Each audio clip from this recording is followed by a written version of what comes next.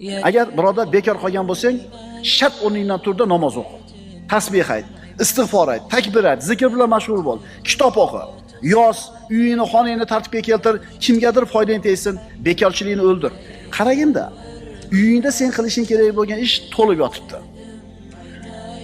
Ikkita mardni qarab kelsam, 1000 so'mdan bersam, agarot chopib, tekis ayat olib beradi.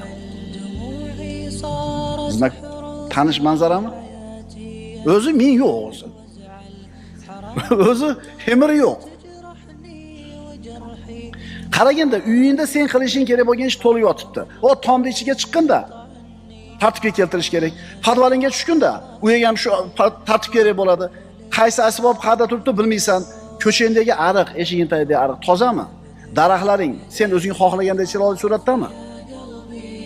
Birodarlar, musulmon odam bekarchi bo'lishi mumkin emas.